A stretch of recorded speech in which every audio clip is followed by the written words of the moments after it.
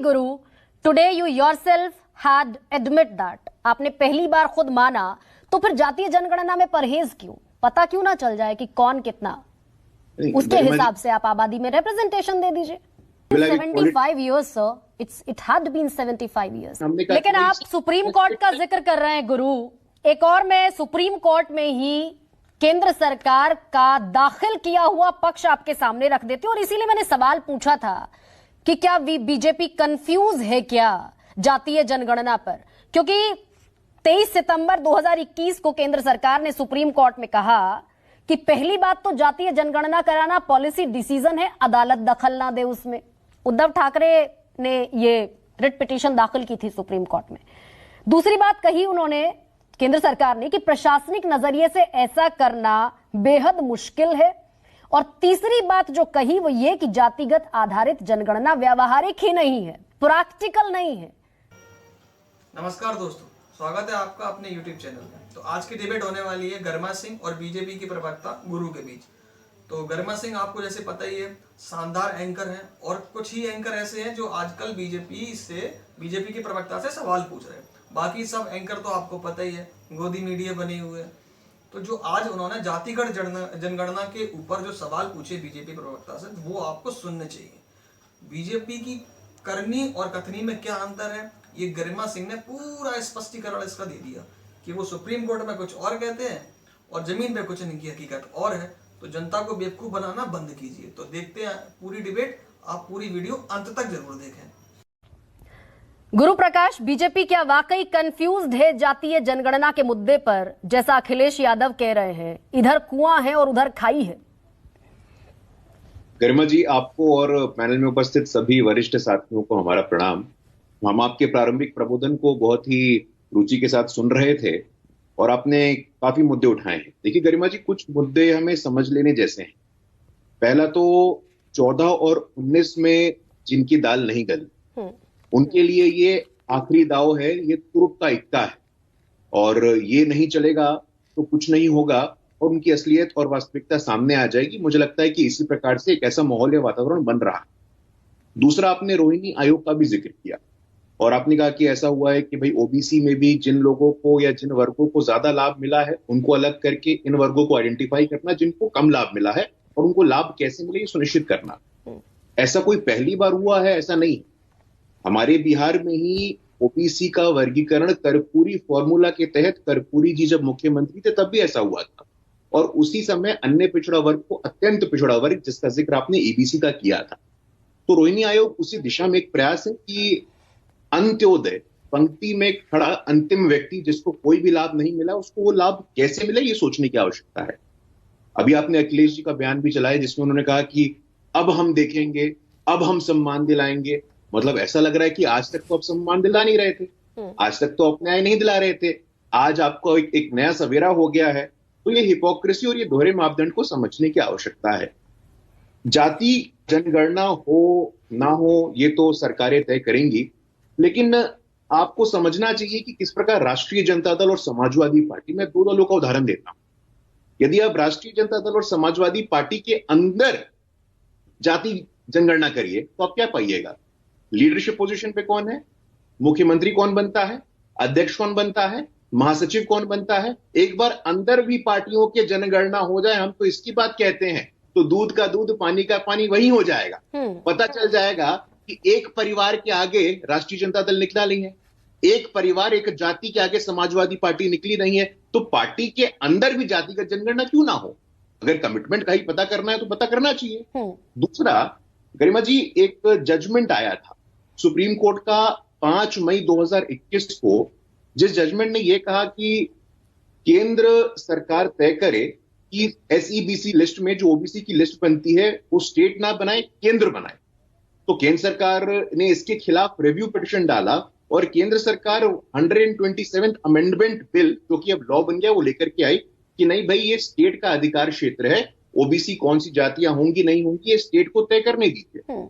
तो हमारा कमिटमेंट ये है, हमारे पास पावर थी लेकिन हमने कहा। लेकिन आप सुप्रीम कोर्ट का जिक्र कर रहे हैं गुरु, एक और मैं सुप्रीम कोर्ट में ही केंद्र सरकार का दाखिल किया हुआ पक्ष आपके सामने रख देती हूं, और इसीलिए मैंने सवाल पूछा था कि क्या बीजेपी कंफ्यूज है क्या जातीय जनगणना पर, क्योंकि 23 सितंबर 2021 को केंद्र सरकार ने सुप्रीम कोर्ट में कहा कि पहली बात तो जातीय जनगणना कराना पॉलिसी डिसीजन है, अदालत दखल ना दे उसमें।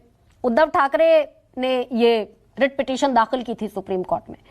दूसरी बात कही उन्होंने, केंद्र सरकार ने, कि प्रशासनिक नजरिए से ऐसा करना बेहद मुश्किल है। और तीसरी बात जो कही वो ये कि जातिगत आधारित जनगणना व्यावहारिक ही नहीं है, प्रैक्टिकल नहीं है। तो ये आखिरी स्टैंड माना जाए केंद्र सरकार का कि जातिगत जनगणना आप नहीं करा पाने की स्थिति में।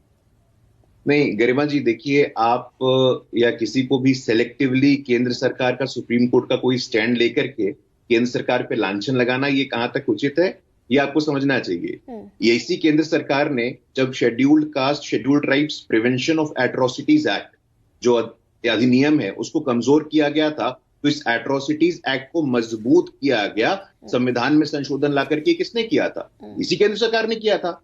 इसी केंद्र सरकार ने सुप्रीम कोर्ट में रिव्यू पिटीशन दाखिल किया कि नहीं, स्टेट्स के जो डोमेन में है ओबीसी को आइडेंटिफाई करना, वो स्टेट के डोमेन में रहे। तो एक सुप्रीम कोर्ट के याचिका के आधार पे आप केंद्र सरकार की पूरी मंशा को जज कर लीजिएगा, मुझे ये ठीक नहीं लगता। नहीं, मैं तो बिल्कुल जज नहीं कर रही हूं गुरु, लेकिन आपने कहा कि केंद्र सरकार ने कुछ और एक्शंस लिए, तो केंद्र सरकार का कंफ्यूजन, तो जब आप स्टेट को उसका हक देने की बात करते हैं तो एक हलफनामा और है मेरे पास जिसमें केंद्र सरकार ये दाखिल करती है सुप्रीम कोर्ट में, it is submitted that no other body under the constitution और otherwise is entitled to conduct the exercise of either census और any action akin to census.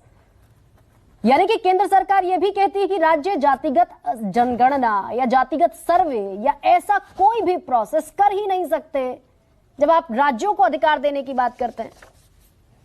तो ओबीसी को आइडेंटिफाई करने का अधिकार राज्यों को हो, ये भी तो पॉइंट ऑफ व्यू केंद्र का था, ये भूलना नहीं चाहिए गरिमा जी। इसमें उलझने का कोई पॉइंट नहीं है। नहीं तो आप एक याचिका कोर्ट करिएगा, हम एक याचिका कोर्ट करे, उससे समय की बर्बादी हो।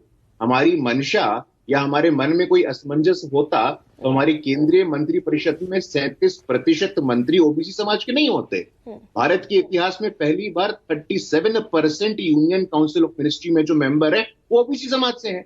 और यहीं आप इतिहास का बोध देखिए, काका कालेलकर कमीशन, जिसको हम फर्स्ट बैकवर्ड क्लासेस कमीशन कहते हैं, बीपी मंडल कमीशन का विरोध राजीव गांधी जी ने सदन के पटल पे कहा था कि भाई आप कास्ट वॉर्स कर देंगे, आप कास्ट वॉर मत करिए। मंडल कमीशन के सिफारिशों का विरोध देश के सामने सदन के पटल पे राजीव गांधी करते हैं। सीताराम केसरी जो कि बिहार से संबंधित हैं, ओबीसी समाज के बड़े नेता थे, उनको अपमानित करके कांग्रेस पार्टी के कार्यालय से बाहर निकाला जाता है, उनकी धोती तक खींची जाती है। तो ये विचार करने वाली बात है। और विचार फिर गुरु इस बात पर भी तो होना चाहिए, आप सेलेक्टिव शब्द आपने इस्तेमाल किया, हालांकि मैं आपके सामने कुछ बड़ा महत्वपूर्ण डेटा आज रखने वाली थी, लेकिन फिर विचार तो इस बात पर भी होना चाहिए कि उमा भारती जो आप ही की नेता हैं, ओबीसी वर्ग से आती हैं, वो कहती हैं कि ओबीसी को आरक्षण मिलना चाहिए, महिलाओं को आरक्षण मिलना चाहिए। और दूसरा एक और डेटा मैं आपके सामने रखती हूं, आपने क्योंकि एमएलसीज गिनवाए, एमपी गिनवाए, एमएलए गिनवाए, कैबिनेट मंत्री गिनवाए, ऐसे में एक डेटा यह है, केंद्रीय मंत्री जितेंद्र सिंह ने ही रखा था इसको राज्यसभा में, केंद्रीय नौकरियों का डेटा है। ओबीसी जिनकी आबादी 52% है अभी तक के आंकड़े के मुताबिक, वो ग्रुप बी में 15.7% काम करते हैं, ग्रुप सी में 22.5% काम करते हैं, और ग्रुप ए यानी कि ऑफिसर्स का सेक्शन, एडमिनिस्ट्रेटर सेक्शन, उसमें 16.8% ओबीसी। ये आंकड़ा क्या वाकई एक बड़े अंतर को रिफ्लेक्ट नहीं करता? गरिमा जी, मैं इस आंकड़े से आगे जाऊंगा और मैं ये कहूंगा कि ऐसा क्यों नहीं हुआ कि आज तक कोई देश में फॉरेन सेक्रेटरी जो विदेश सचिव होता है, जो विदेश सेवा का सर्वोच्च स्थान होता है, कोई दलित वहां तक नहीं पहुंचा है? हम तो ये भी पूछना चाहते हैं। नहीं, दलितों का आंकड़ा फिर भी बहुत बेहतर है गुरु, मैं बता देती हूं आपको। दलितों का जो आंकड़ा है वो एससी में 16.6 की आबादी है, शेड्यूल कास्ट की। ग्रुप बी में इनकी नौकरियों में तादाद है 16.6, ग्रुप सी में 18.2 और ग्रुप ए में 12.8। ओबीसी के तुलना में एससी का रिप्रेजेंटेशन, शेड्यूल कास्ट का रिप्रेजेंटेशन फिर भी बेहतर है। अब मैं बोलूं गरिमा जी, आपके आगे हो? Please carry on sir. मैं तो ये भी कहना चाहता हूं कि आज तक कोई फॉरेन सेक्रेटरी क्यों नहीं बना। मैं तो ये भी कहना चाहता हूं आज तक कोई कैबिनेट सेक्रेटरी क्यों नहीं बना। मैं तो ये भी कहना चाहता हूँ कि लोकसभा का अध्यक्ष पहली बार दलित के रूप में जीएमसी वाले भी क्यों बनते हैं। मैं तो ये भी कहना चाहता हूँ कि 75 वर्ष बाद एक आदिवासी की बेटी संविधान के सर्वोच्च पद पे पहुंचती है। गरिमा जी, हम सबने डिबेट भी किया, हम सबने चर्चा भी की है। मेडिकल कॉलेज के एडमिशन में किसी प्रकार कोई आरक्षण नहीं मिलता था। एससी को, एसटी को, ओबीसी को किसी प्रकार का कोई आरक्षण नहीं मिलता था। वो तो भला हो सुप्रीम कोर्ट का कि 1986 में सुप्रीम कोर्ट ने हस्तक्षेप किया और तब कांग्रेस की सरकार की नींद खुली कि नहीं, मेडिकल कॉलेज में भी एससी, एसटी, ओबीसी को आरक्षण मिलना चाहिए। इसकी बात भी होनी चाहिए ना। और यही नहीं, आप तो ग्रुप बी की बात कर रही हैं, हम तो कहते हैं कि वंचित वर्गों का प्रतिनिधित्व प्रोफेसर में कम है, वाइस चांसलर्स में कम है, वहां भी बात होनी चाहिए। चलिए, मैं I am very happy Guru, today you yourself had admit that, आपने पहली बार खुद माना, तो फिर जातीय जनगणना में परहेज क्यों? पता क्यों ना चल जाए कि कौन कितना, उसके हिसाब से आप आबादी में रिप्रेजेंटेशन दे दीजिए। कंफ्यूजन वाकई है क्या फिर? गरिमा जी, पहली बात तो ये कि मैं पहली बार ऐसा कह रहा हूं, या आप अपने चैनल में और यहाँ एक एक व्यक्ति जो बैठे हैं इस पैनल में उनसे पूछ लीजिएगा, ऐसा मैं कई बार कहता आया हूं। पूरी डिबेट तो आपको कैसा लगा गरिमा सिंह का जो उन्होंने क्वेश्चन किए, उन्होंने पूछा? तो अगर आपको वीडियो पसंद आई हो तो वीडियो को लाइक करें, शेयर करें एंड सब्सक्राइब करें। धन्यवाद।